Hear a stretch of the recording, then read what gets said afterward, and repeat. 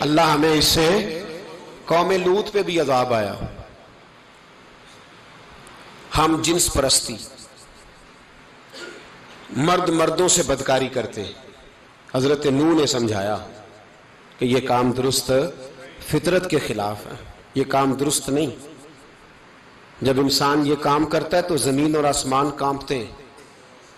اب میں کیسے کھول کے بتاؤں، میرے پاس اعداد و شمار ہیں کہ پاکستان کے اندر اس کام کی کیفیت کیا ہے اور کس طرح کر کے لوگ، میں تو رونا روتا رہتا ہوں داڑھی کا.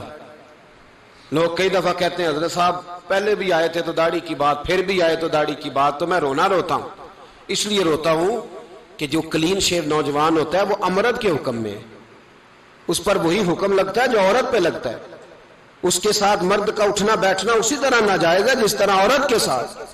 حضرت جنید بغدادی رحمت اللہ تعالی علیہ کے سامنے ایک شخص نے کہا وہ کتنا خوبصورت نوجوان جا رہا ہے، تو آپ فرمانے لگے تو حافظ قرآن نہیں؟ کہا ہاں. فرمانے لگے جا اپنے حفظ کی خیر منا.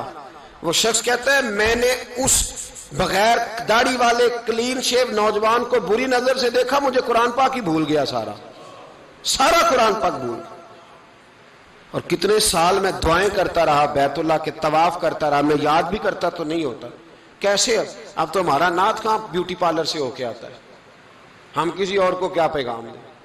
وہ پیغام، وہ نظام، وہ طریقہ کار جس کا حکم تھا شریعت میں. قوم لوط پر عذاب آیا. صحیح بیٹھتے ہوں گے بچے جو موٹر سائیکلوں پہ بیٹھتے ہیں. میں نے گجرانوالہ کی سڑکوں پہ بچوں کو، نوجوانوں کو جو تماشے کرتے سر عام دیکھا ہے تو مجھے ڈر لگتا ہے. اور کوئی روکنے والا نہیں، شغل ہو رہا ہے، ہنس رہے ہیں، اور سامنے عورتیں بھی ہیں، سب ہو رہا ہے. کتنی تکلیف کی بات. حضرت نوح کی قوم یہ کام کرتی تھی، قرآن پاک نے بیان کیا ہے. حضرت نوح نے سمجھایا، فرمایا رب کریم نے تمہیں اپنی خواہش پوری کرنے کے لیے جائز طریقہ عطا فرمایا، عورتوں سے نکاح کرو، اور اس نکاح کی برکت سے جو اللہ تمہیں اولاد دے گا اس کو اللہ تبارک و تعالیٰ تمہارے لیے باعث بخشش بھی فرمائے گا. لیکن جب قوم نہ مانی تو جو قوم میں لوط کا عمل کرے اس کا علاج قرآن نے بیان فرمایا کہ آسمان سے پتھر برسیں گے. پھر پتھر برسے اور جن کے بڑے بڑے اچھے دماغ تھے ان کے دماغ چکنا چور کر دیے گئے، تباہ کر دیے گئے، ان کے دماغ زمین پر بچھاڑ دیا گیا.